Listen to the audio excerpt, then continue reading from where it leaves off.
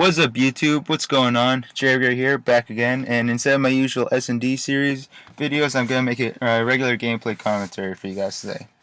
Okay, this video is gonna be pretty much a combination of two videos put together. The first one's gonna be first half's gonna be like an update type video, then the second half's gonna be about the gameplay. And a little intro to this gameplay. I got this at like 2-ish, 3-ish, maybe 1-ish in the morning, doesn't really matter. It's really late into the night, so I started like screwing around. As you can see, I'm using the Chickum. I'm also using a crossbow, but about halfway, a little before halfway through, I decided to switch it up and start to try and see if I can actually get the swarm. And matter of fact, I do get the swarm, so that's when I get close to that, I'll talk more about the gameplay there. But first, let's talk about the team. Okay, what's been going on our team recently? Recently, we've been having actually a ton of conflicts with scheduling right now. For the most part, you could probably blame me for these problems because I've been switching or recently switched from one job to another, and during that transition process, I was finishing up one job and then starting the other, so I was pretty much working all the time, and I pretty much just wasn't available. Yeah, I pretty much just wasn't available to play enough for the team, so I kind of screwed us over in that part. And right when I was available, right when I finished my past job, which was at Walgreens, thankfully I finished that up. I hated that place, but once I finished there, Tracker or Germany, he just happened to be going on vacation that time, and so he went to New York for about 5 days. And to make things even better, right when he got back, Diener just went on vacation. He left. Today is Saturday. I think he just left yesterday, so he's not going to be back till Wednesday. So once Diener gets back, I think we'll all be back on the same page. We'll have our scheduling conflicts taken away, and then we'll be able to grind out practice, work on scrims, or maybe even do some tournaments like we should be doing right now. All right, so that's pretty much our scheduling conflicts. What else I want to tell you guys about is pretty much an update on our current successes right now. Recently, right before Diener left, he entered in the I think it was a 1v1 tourney in Game Battles, and he did pretty well. He only made, I guess not only, but he did make it to the third round, and that might not seem like that impressive at first, but it was. In that tournament, he actually won. It was 50 each round, so he won a total of 100 pro points. And personally, for our team, we take this as a monumental milestone. It's this is the first time any of us in all of our careers ever done something getting us closer, the first step to reaching that pro status that our team's always talking about, always working on trying to get up there. And him getting those 100 pro points, that was kind of the first taste, the smallest, slightest taste of getting some success in competitive tournaments and events to potentially win money and become one of the best teams out there.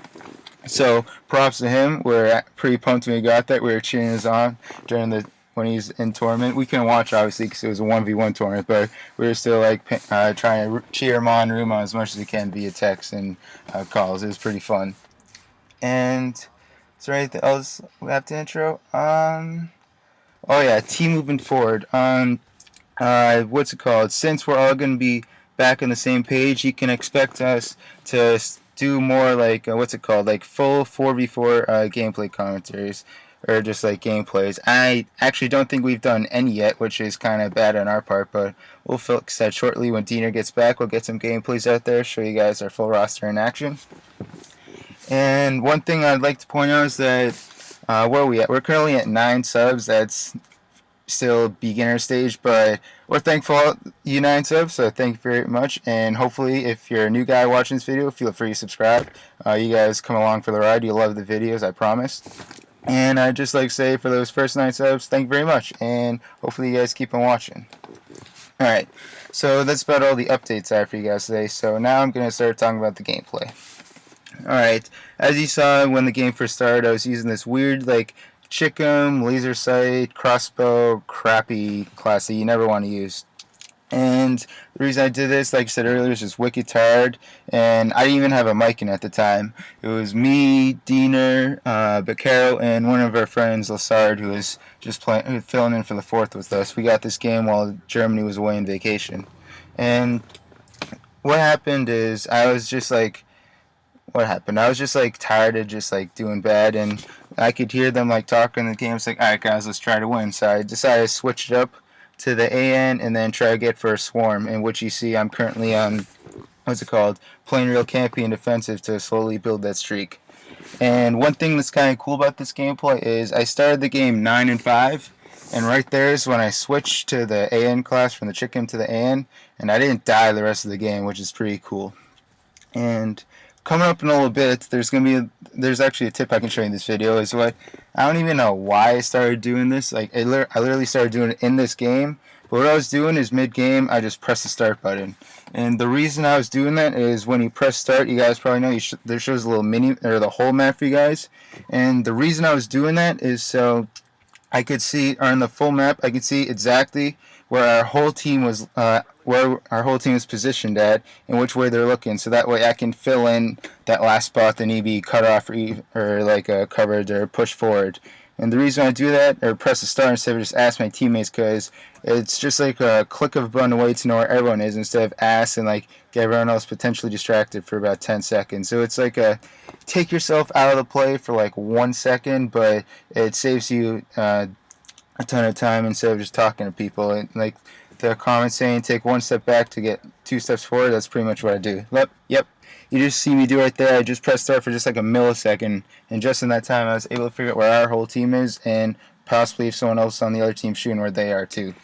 And what you're going to see in this gameplay is I lock down this raid spot. I pretty much don't leave this spot for the rest of the game. It might be a little boring for you guys, but trust me, the action picks up towards the end. And the reason I'm doing this is because in this game, I decided that I'm going to lock down this side of the map so my team doesn't have to worry about that. One thing that my team has recently discovered just by playing is that in CTF, pretty much the more you camp and just hold down a spot, the greater your chance of success. Like, our team believes at least that you don't need to play super aggressive and like run around like you do in demolition or not demolition, hardpoint all the time. You can play it more like an S&D style game where you just sit back in the cutoffs or the choke points and let the team come to you. Once you get enough people down, then you can pull forward or jump forward, get the flag, and pull back.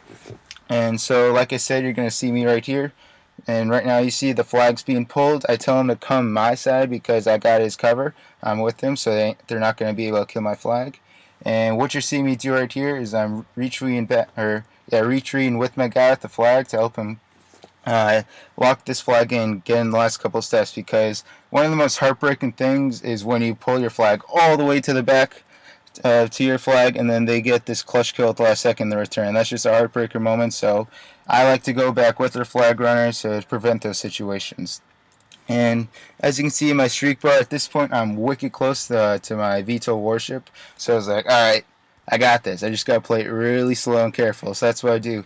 I go back to my trustful and useful spot, this raid head glitch, and I'd like to point out that this spot is probably one of the best in the game because you're just in this impenetrable block of rocks, so they're not going to be able to shoot through, and you just got to work this head glitch like you see me do right here. I get one, get two, and couldn't get the third because Bakero got, but that's okay because right here, got the dogs, everything's rocking well. I got the VTOL warship, and as you can see, I think this Bakero, he's just, since I didn't have the mic in the time, I wasn't talking to them, so they were just like, what the heck? Jerry got dogs? What is he doing? And then, as you can see right there, I got the swarm right there, and you're going to see me just do this little dance and excitement. I was like, woo, got it. First time I've ever done this in a League Play game, so I was pumped. And so at this point, we're pretty much locked up the game. I can't see how many flag casts there are, but I know we're winning by like 3 or 4 good amounts. And then pretty much what I'm doing is just use my kill streaks till pretty much the end of the game. And you're going to see me struggle here with the VTOL warship because I never use it, but that's okay. It doesn't really matter. I'm not going to use this that often. And so this kind of wraps up the end of the game. At this point, I don't know, there's a minute, 2 minutes left, and we're up like 5-0. There's nothing they can do. I'm just using my kill streaks, trying to get as many kills as I can to make this a little bit better of a gameplay. And you'll keep seeing me struggling here with this VTOL warship, but right here I start to get my first couple kills. And one thing that I don't like about this map raid is that for half of the map, kill streaks suck on this map. Like, if they're in like, there's so many buildings they can hide in. They can hide in, what is it called? They can hide in art, garage, kitchen, the tiki hut. They're just like, and even if you lie down in the middle of the tree, underneath that, there's some safe kill streak spots there. So, unfortunately, I chose the wrong map to get a swarm on. But hey, I'll take a swarm in any map in League Play games, and it was pretty fun when I got it. And once again, finish the kill streak. You guys heard me say this before. I'm gonna stay in my spot. It hasn't failed me yet, so I'm just gonna stay here. And what is this? End of the gameplay? Yep. There's only 15 seconds left. So thank you guys for watching for my update and gameplay breakdown commentary. I'll talk to you guys again soon, and I promise, our team will be back on the grind soon enough. So thank you guys for watching, and stay tuned for more episodes. See you guys.